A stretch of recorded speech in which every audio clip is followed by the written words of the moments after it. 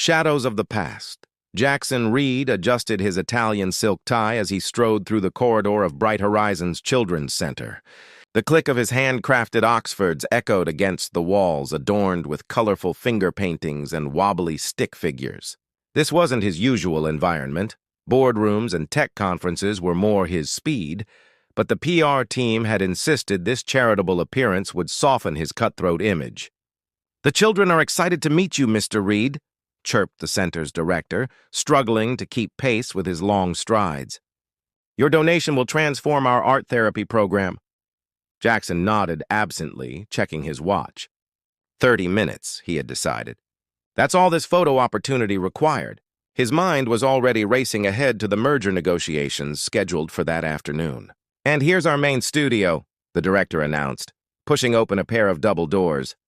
The room burst with activity, small tables surrounded by children wielding paintbrushes with varying degrees of precision.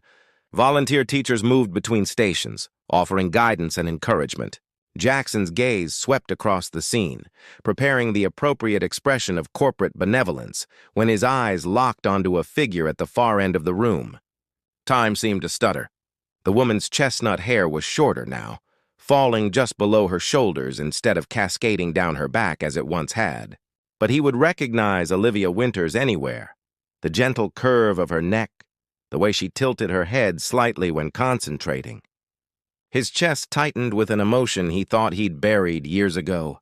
She hadn't noticed him yet, focused entirely on helping a small boy mix colors on his palette. Jackson watched as she laughed at something the child said, her entire face illuminated with a joy he remembered all too well. "Mr. Reed?" The director's voice seemed to come from miles away. "Would you like to meet some of our students?" Before Jackson could respond, Olivia looked up. The smile froze on her face, her complexion paling visibly even from across the room. The paintbrush in her hand hovered motionless above the paper. 4 years since he'd seen those amber eyes. Yet the shock that registered in them now matched exactly what he felt thundering through his own body. "Perhaps you already know Ms. Winters?" the director asked, noting their exchange. "She's one of our most dedicated volunteers." Jackson cleared his throat. "Yes, we're acquainted." Acquainted. What a pathetically inadequate word for what they had been to each other. Before his company took off, before ambition consumed him, before she walked away without explanation, leaving nothing but a brief note that had torn his world apart. The boy beside Olivia tugged at her sleeve, breaking the trance between them. "Mom, is this the man who's giving money for new art stuff?" "Mom." The word hit Jackson like a physical blow. Of course she would have moved on, built a life without him. He forced his features into a neutral expression, extending his hand toward the child. "That's right. I'm Jackson Reed." The boy grinned, revealing a missing front tooth, and grabbed Jackson's hand with paint-smudged fingers. "I'm Ethan. I'm 4.5. Mom says that half is very important." Jackson's practiced smile faltered as he looked more closely at the child. Something about the shape of his eyes, the particular angle of his jawline. "Ethan!" Olivia said, her voice tight. "Why don't you finish your painting while I talk to Mr. Reed for a moment?" The boy nodded and returned to his artwork. Olivia rose slowly, smoothing her paint-splattered apron with trembling hands. "Jackson," she said quietly, "this is unexpected." That's one word for it. His voice emerged colder than intended. "You look well, Olivia." She glanced back at Ethan, who was happily dabbing purple onto his canvas, oblivious to the tension crackling between the adults. When she turned back to Jackson, there was a new determination in her eyes. "We should talk," she said, "but not here." "Not now." Jackson checked his watch again, the merger momentarily forgotten. "Tonight, dinner. I'll have my assistant send details." It wasn't a question, and Olivia didn't treat it as one. She simply nodded, a complex mix of emotions passing across her face: resignation, anxiety, and something else he couldn't quite identify. As Jackson turned to leave, he cast one more glance at the boy, 4.5 years old. The calculation happened automatically in his mind, a businessman trained to see patterns and connections. The timing aligned perfectly with Olivia's disappearance from his life. And those eyes, they were unmistakably Reed eyes. The same eyes that looked back at him every morning in the mirror. Truth unveiled. The restaurant Jackson selected was predictably exclusive, a private dining room with muted lighting and staff that materialized only when needed. Olivia sat across from him, her simple navy dress a stark contrast to the opulence surrounding them. Neither had touched their appetizers. "He's mine, isn't he?" Jackson's question cut through the uncomfortable silence. Olivia's fingers tightened around her water glass. "I wondered if you'd figure it out immediately." His eyes. "My grandmother's chin." Jackson leaned forward. "Were you ever going to tell me?" "I don't know," she admitted, meeting his gaze directly. "I've asked myself that question every day for 4 years. Jackson's controlled facade cracked. 4 years, Olivia. 4 years of his life, gone. Birthdays, first steps, first words. His voice hardened. "You had no right to keep him from me, didn't I?" A flash of defiance crossed her face. "The night before I left, you told me, verbatim, that family is a liability in this business. You were working 20-hour days, canceling our plans without notice, becoming someone I barely recognized. That doesn't justify—" "I found out I was pregnant 2 weeks after I left," she continued. "I called your office 3 times. Your assistant said you were too busy to speak with non-business associates. I even came to your building once, only to see you on the lobby television giving an interview about how personal attachments were incompatible with true success." Jackson winced. Remembering that Forbes interview? The pinnacle of his ruthless phase? "So yes," Olivia said quietly. "I made a choice to protect my child from being viewed as an inconvenience by his father." The waiter appeared with their untouched plates, retreating quickly upon sensing the tension. "I've changed," Jackson said after a long pause. "Have you?" Olivia's eyebrow arched. "The Jackson Reed I see in business magazines seems remarkably similar to the one I left." He couldn't argue. His public persona remained calculated and unyielding, the qualities that had built Reed Technologies into a billion-dollar empire. "Tell me about him," he said instead. "About Ethan." Something softened in Olivia's expression. "He's brilliant, stubborn, curious about everything. He loves dinosaurs and space. He can already read simple books. He asks why approximately 300 times a day." "He sounds like me as a child," Jackson said, a small smile forming. "He is," Olivia acknowledged. "Sometimes it's like looking at a miniature version of you. It's both wonderful and painful." Jackson sat back, processing. "I want to know him, Olivia. I want to be part of his life. It's not that simple. I'll make it simple. Whatever you need, financial support, schedule accommodations, it's yours. But I won't be kept from my son any longer." Olivia placed her napkin on the table. "Ethan isn't a business negotiation, Jackson. You can't just decide you want to be a father and expect everything to fall into place." "Then tell me how," he insisted, desperation edging into his voice. "Tell me what I need to do." She studied him, searching for something in his expression. "You need to understand that Ethan comes first, always. Not your company, not your reputation, not your convenience." "I understand." "Do you?" She shook her head. "This isn't about signing a check, Jackson. It's about showing up. For playground visits and scraped knees and nightmares and science projects, I want all of it," he said firmly. "Every moment I've missed and everyone still to come." Olivia took a deep breath. "We'll start slowly. A park visit this weekend. If that goes well, we'll see about more regular time together." Her eyes hardened. "But if you disappoint him even once, if you make a promise you don't keep, that's it. I won't let my son learn that he's not a priority." Jackson nodded, knowing he'd agree to any terms. "Thank you." As they finally turned to their cold meals, he asked the question that had been burning in his mind. "Does he know anything about me?" Olivia hesitated. "He knows his father is someone who couldn't be with us, but who would have loved him very much if he could. I never wanted him to feel abandoned." The consideration in her lie, the kindness of it, made something in Jackson's chest ache. "When will we tell him the truth?" "One step at a time," Olivia said gently. "First, let's see if you and Ethan even like each other." Awkward beginnings. Jackson arrived at the playground 20 minutes early, having canceled 3 international calls to ensure nothing would interfere.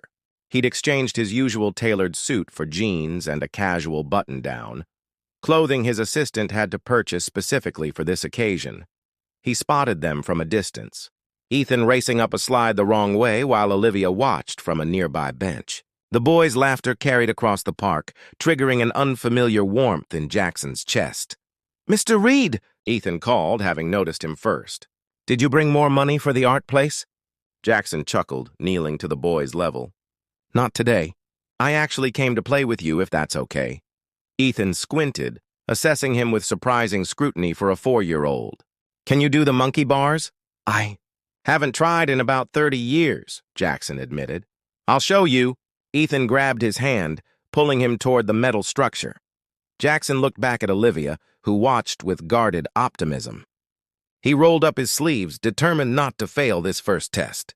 20 minutes later, Jackson's palms were raw, his designer jeans had acquired a grass stain, and he'd discovered muscles he'd forgotten existed. But Ethan was beaming at him with undisguised admiration.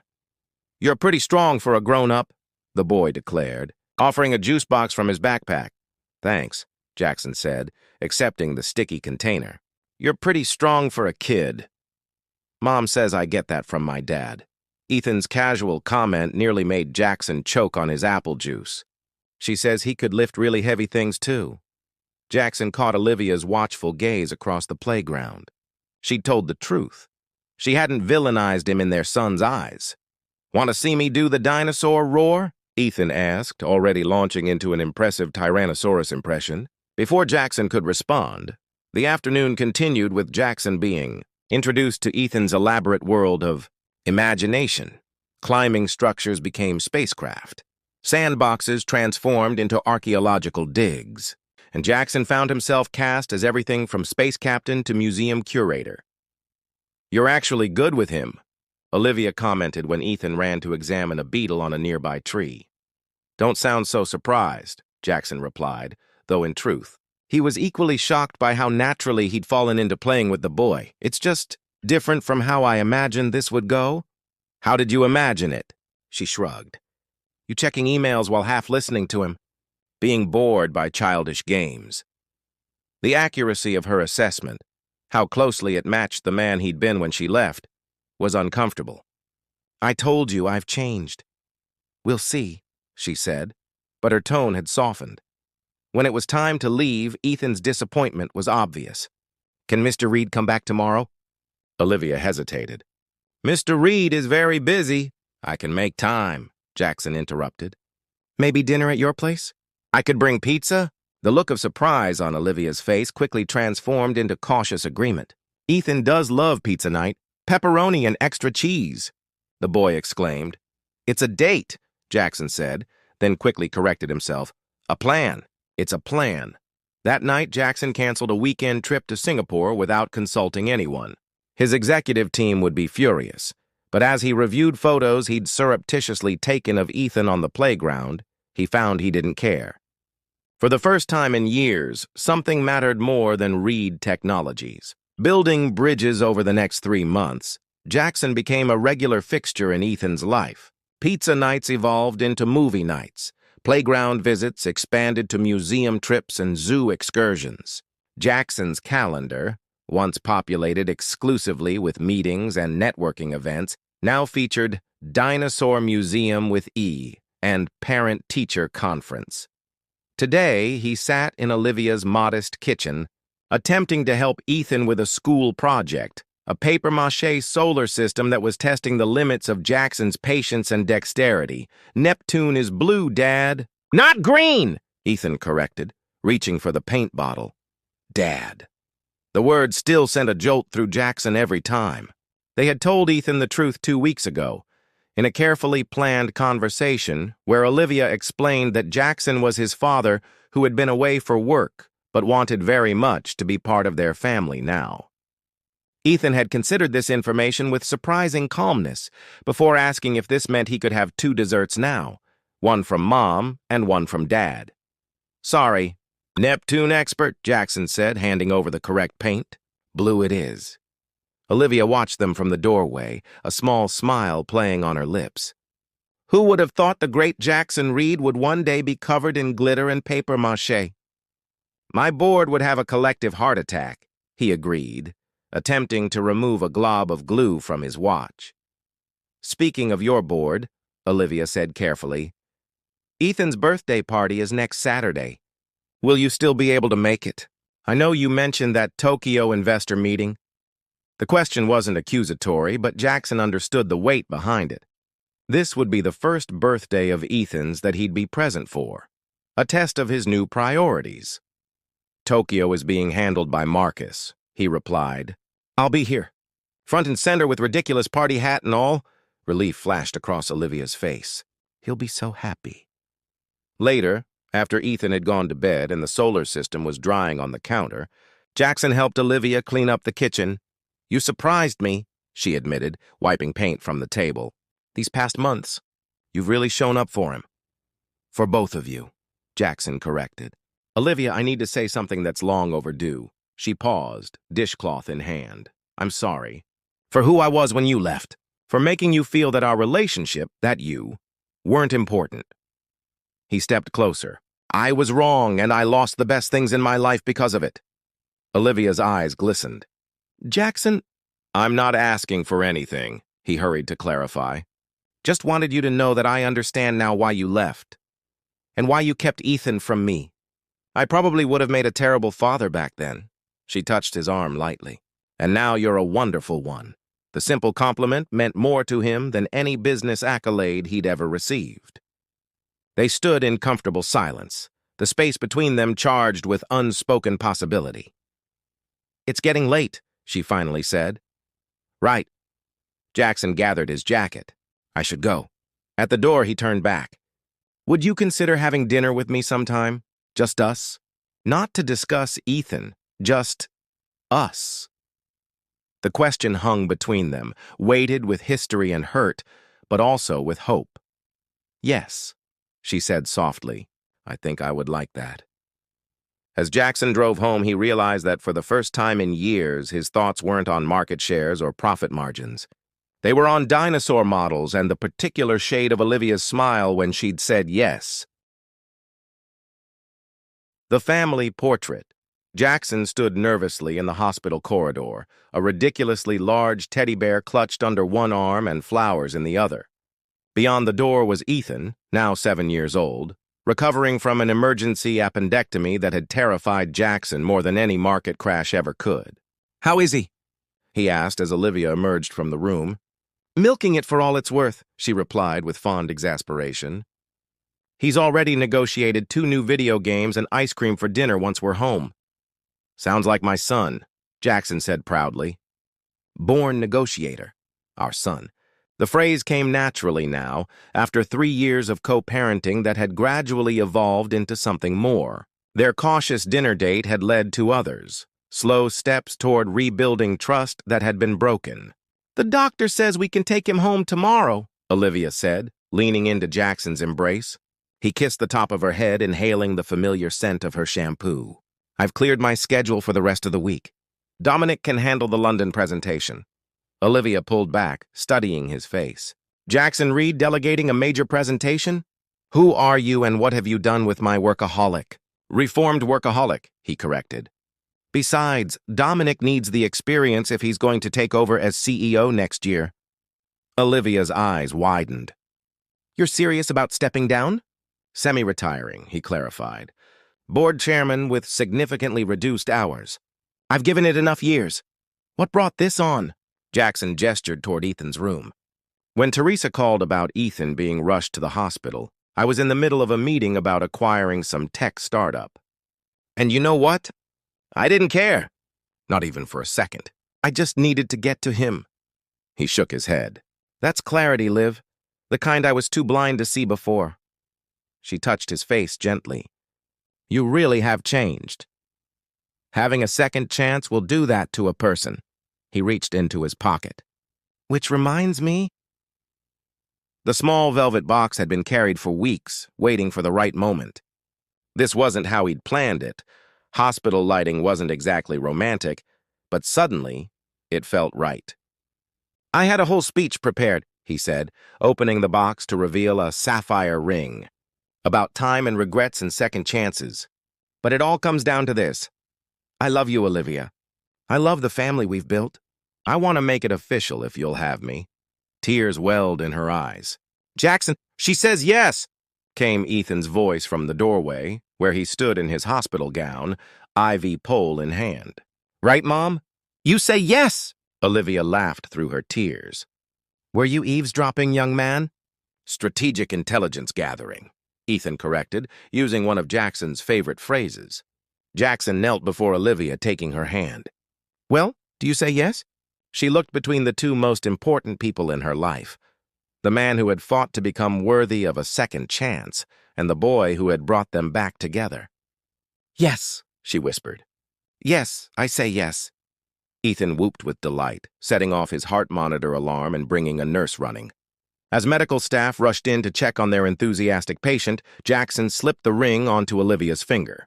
I'll do better this time, he promised. For both of you. I know, she said simply and kissed him. 6 months later, a new family portrait hung in Jackson's office, replacing the austere corporate headshot that had previously dominated the wall. In it, the three of them laughed on a beach, windswept and joyful. Occasionally, visiting executives would express surprise at the transformation of the notorious Jackson Reed into a devoted family man. Jackson would simply smile and say it was the best merger he'd ever negotiated, the joining of two lives that should never have been separated, and the creation of the legacy that truly mattered.